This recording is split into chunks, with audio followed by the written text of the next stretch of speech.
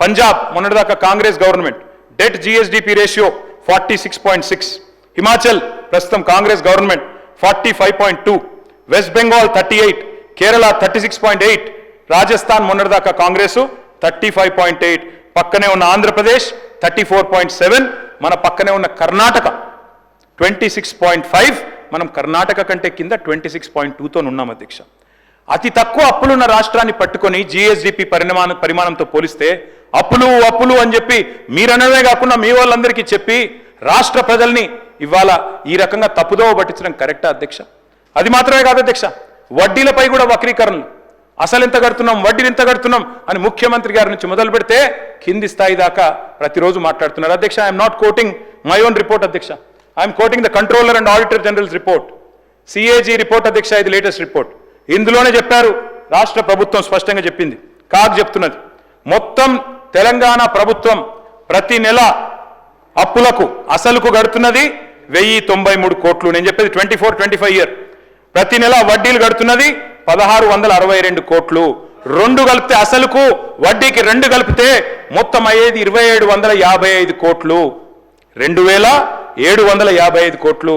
కానీ ముఖ్యమంత్రి గారి నుంచి మొదలు పెడితే, డిప్యూటీ సీఎం గారి నుంచి మొదలు పెడితే, ప్రభుత్వంలో ఉన్న ప్రతి ఒక్కరూ మన రాష్ట్రాన్ని మనమే బదనాం చేసుకునేటట్టు 6500 కడుతున్నాం, 7000 కడుతున్నాం, అప్పులు కట్టంగా ఏం మిగులుతలేదు అని వాళ్ళందరికీ నేర్పిస్తే ఇది కరెక్టే అధ్యక్ష?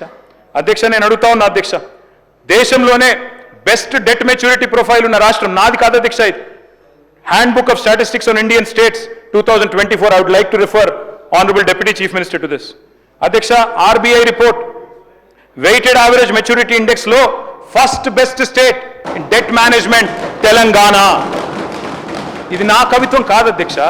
అధ్యక్ష, మేము తెచ్చినవన్నీ కూడా తెలంగాణ దీర్ఘకాలిక రుణాలు, ఏవి కూడా షార్ట్ టర్మ్ లోన్స్ కావు, ఇమ్మీడియట్ రీపేమెంట్ ప్రెజర్స్ లేవు.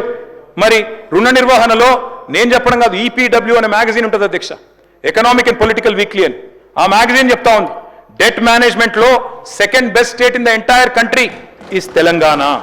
అధ్యక్ష, నేను ఇంకొక మాట కూడా వారికి చెప్తా ఉన్నా అధ్యక్ష, అప్పు చేసి మేము పప్పు కూడా తినలేదు అధ్యక్ష, అప్పు చేసి రాష్ట్రానికి సంపద క్రియేట్ చేశాం. ఇది నా రిపోర్ట్ కాదు, కాగ్ రిపోర్ట్.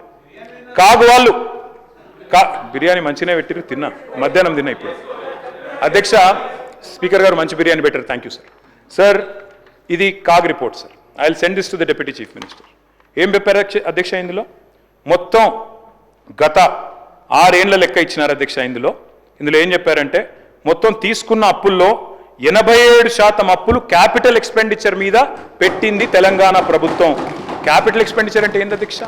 అభివృద్ధి మీద పెట్టే పెట్టుబడి, భవిష్యత్తు మీద పెట్టే పెట్టుబడి క్యాపిటల్ ఎక్స్పెండిచర్ అధ్యక్ష. అధ్యక్ష, అదేవిధంగా అధ్యక్ష, నేను ఒక్క మాట చెప్తాను, ఒక్క నిమిషం వినండి, తొందరపడకండి, వినండి అధ్యక్ష. ఒక నాన్న మా తండ్రి గారి టైంలో, మీ పెద్దవాళ్ళ టైంలో అధ్యక్ష ఎట్లుండే అధ్యక్ష థింకింగ్? ఒక పెద్ద మనిషి ఎవరన్నా ఒక జాబ్ ఎక్కితే, ఒక ప్రభుత్వ ఉద్యోగమో ప్రైవేట్ ఉద్యోగం ఎక్కితే ఏమనుకుంటుండే అధ్యక్ష? నేను రిటైర్ అయ్యే వరకు నా సొంత కొంప నాకు ఉండాలి, నా సొంత ఇంటికి నేను పోవాలి, అప్పటిదాకా అద్దె కొంపలు ఉన్నా ఆఖరికి మాత్రం పైసా కూడబెట్టుకొని ప్లాట్ కొనుక్కోవాలి, ఒక ఇల్లు కొనుక్కోవాలి, అందులో పోయి ఉండాలి అనుకుంటోళ్ళు అధ్యక్ష. కానీ ఇప్పుడు పరిస్థితులు మారినాయి అధ్యక్ష. ఈరోజు నా పిల్లల తరం, మీ పిల్లల తరానికి వస్తే అధ్యక్ష ఏం జరుగుతుంది అధ్యక్ష? ఈరోజు ఒక ఐటీ ఉద్యోగమో, ప్రైవేట్ రంగమో, గవర్నమెంట్ ఉద్యోగమో రాగానే చేస్తున్న మొదటి పని ఏంది అధ్యక్ష? వెంటనే ఫస్ట్ ఇల్లు కొంటారు, 3వ నెలలో 2వ నెలలో కారు కొంటారు. ఒకప్పుడేమో లాస్ట్ డ్రీమ్ అది, రిటైర్ అయ్యే నాటికి ఇల్లు ఉండాలి అందరూ. కానీ ఇవాళ మాత్రం ఫస్ట్ మంత్, సెకండ్ మంత్లే కొంటున్నారు. ఏం మారింది అధ్యక్ష? ఏం మారింది అంటే ఆలోచన విధానం మారింది. ఏం మారింది అంటే ఇవాళ ఫైనాన్షియల్ ప్రూడెన్స్ పెరిగింది, ఫైనాన్షియల్ ఇన్స్టిట్యూషన్స్ కూడా ఇవాళ ముందుకు వస్తూ ఉన్నాయి.